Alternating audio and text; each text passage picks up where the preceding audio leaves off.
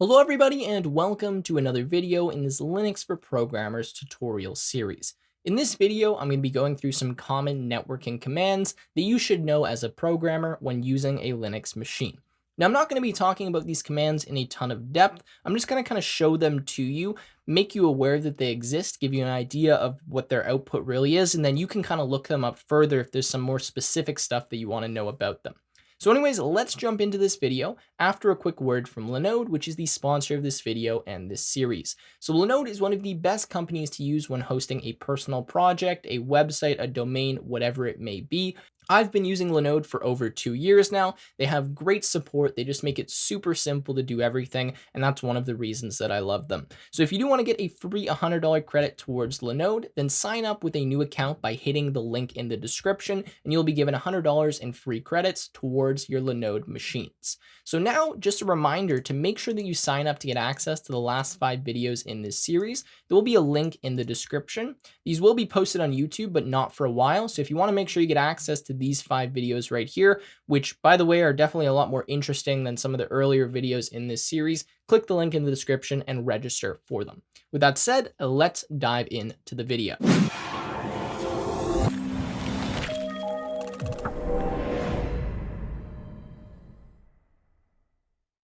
So the first command that I want to show you here is called ifconfig. This is a very common command. Most of you probably know this or have heard of it before. And what this command does is give you information about your network interface devices or your network interfaces. So I'm not going to explain what all of this means because there's a lot, and quite frankly, I'm not qualified to explain all of this detailed networking stuff, but I'll just quickly go through what this actually means. So first of all, you can see the different devices that are connected to your machine on the left-hand side here.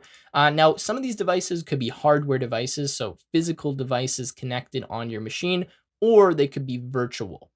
Now, in our case, we have one hardware device, which is represented by Eth0, and one software device or one virtual device, which is LO. Now, LO actually stands for loopback.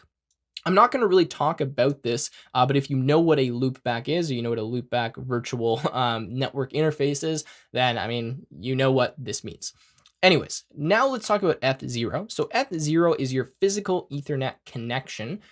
This is typically just what represents it. You see an Eth0. For most of your machines, you're only going to see 2 devices here. But if you had Wi-Fi or you had a second LAN port or whatever it may be, you may see some other devices connected. But anyways, this is our hardware device. And if we want to see the IP address related to this, well, we can see the IPv4 address right here, and the IPv6 address is down here. So again, I'm not really going to go any further than that.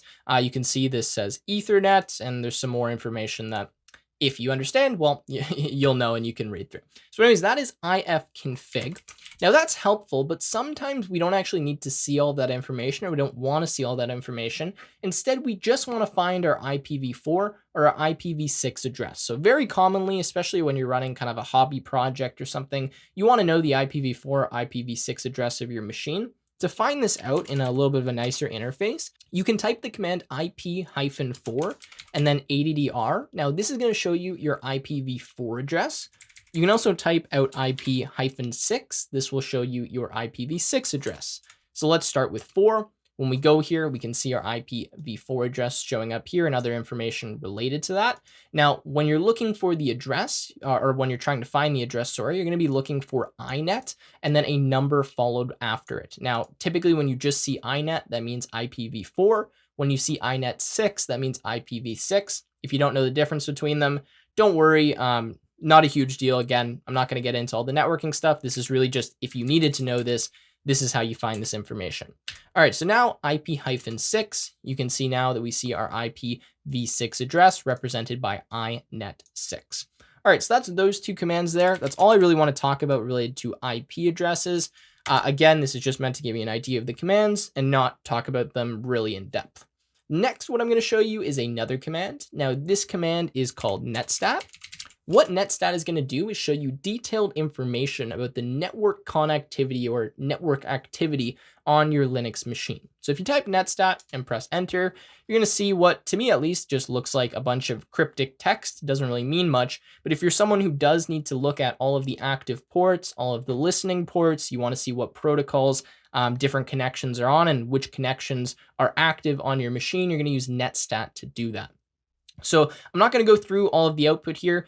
If you don't understand this, chances are you probably don't need to know most of this. But if you want to find detailed information related to the network activity, netstat's the command you're going to use. Now, I'll quickly show you a few more netstat commands that might show you some more useful things.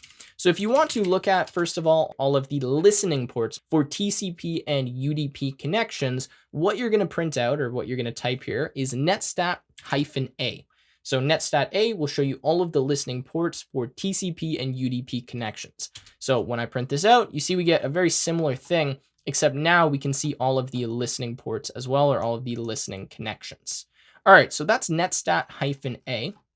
Now there's a few more netstat commands to show you as well. The next one is netstat-at.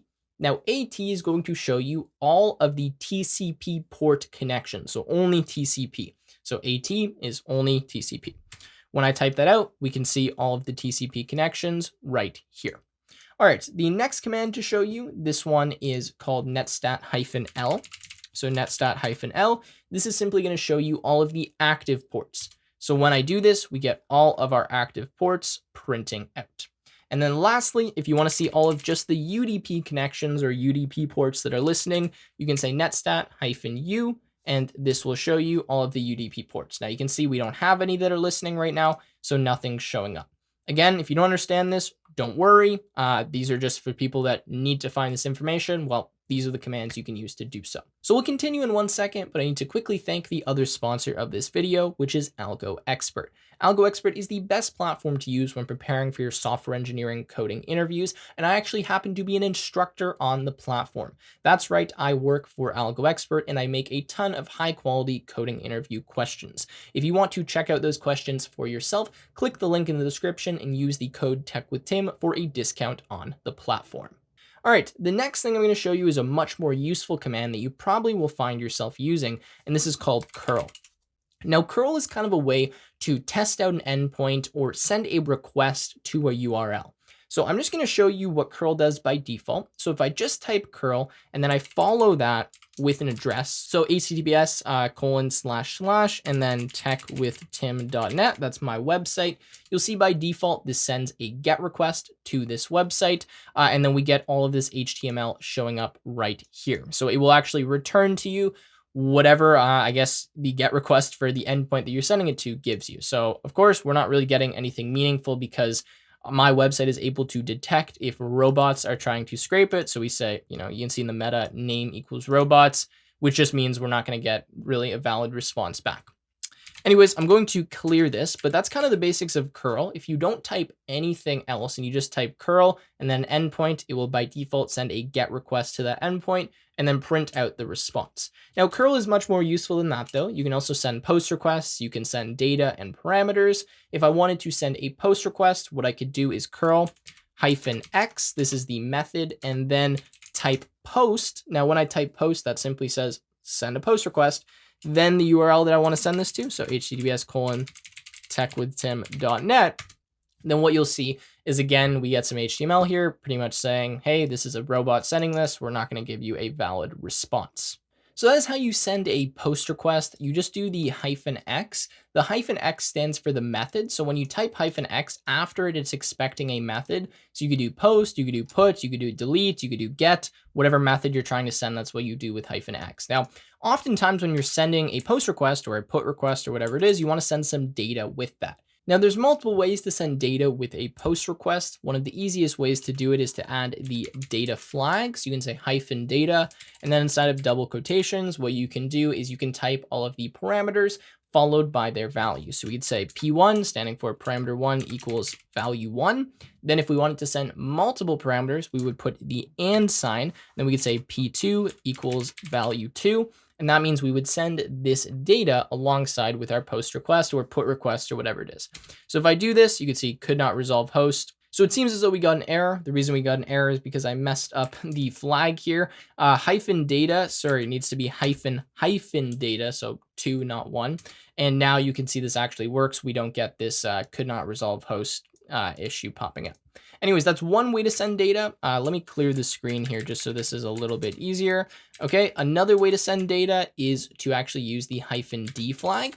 So if I say -d, what's expected after this is the name of my parameter and then an equal sign and then the value. So you'd say -d, param1 equals and then value. And now I'm actually able to send this if I add a t to the end of my URL here. So now you can see this actually works. And if I use -d, if I want to send more than one parameter, then I would say -d and then repeat the process. And you can keep adding -ds to send multiple parameters. So whatever method you like, you can use to do that. So the next thing I'm going to show you how to do with curl is to save the content or the output or whatever you want to call it, the response essentially from the server to a file. To save the response from the server to a file, you type curl -o, the name of the file. So we could say, response like this, and then the URL that you want to send this request to. So HTTP, and then, this is s://techwithtim.net. Now, when we do this, you're going to see that we actually get some output here showing us that this was downloaded. Now, if I type ls, you can see that we should have a file named response. And if I look in this file response, so I say cat and then response, you can see that this is what is inside of it. So that's how you easily save the content or the response from a request to a file on your machine. Now, another thing that you can do with curl is you can look at the header information from a response. So sometimes you don't really care about the response itself. You just want to see the header that comes back with it. So to do that, you can say curl -i, and then again, the URL you want to send this to. So https://techwithtim.net. And then you can see that this is the header that comes back with our response. And I believe, no, this didn't show the response. Sorry, I was looking above. But anyways, yeah, you can see the HTTP header. That's what -I shows you. Now, there's a few more things you can do with curl. You can say curl -help, and you can see all of the different options. Obviously, I can't go through all of these with you, but it's a really useful tool, especially if you just want to quickly test out an endpoint, because you don't need to write a script to do it. You can just, curl the endpoint and quickly see if everything is working as you expect it. Now, the last thing I'll show you with curl is how you can send a header with your request. So sometimes you need a custom header, maybe for an authorization token or something. To do that, you would say curl -header. And then after that, you would simply type out the header you want. So something like content -type, and then application/JSON. And then maybe if you wanted to send a post request, you could say, -x post. You could pass your data here, param1 equals x, and then to your URL endpoint. So let's say techwithtim.net. And you're going to see that, this doesn't do anything. We don't have an endpoint here that's accepting this information, but that's how you would do that. So that's how you send a header, you specify its post request, and you send a parameter equal to x. All right, so that is the basics of curl. Now I'll just show you one real example of using curl because I feel like showing the fake ones isn't that useful.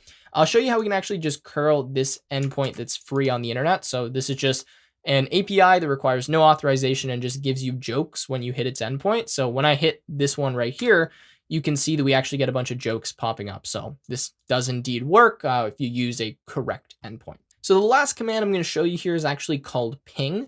Now what ping will do is simply send packets to an address or to the domain that you specify here, and then it will tell you if you're getting a response from it. So typically you're pinging something if you want to see if it's online, if you want to make sure that it's active and it's working, or if you want to see if it's blocking your request, for example.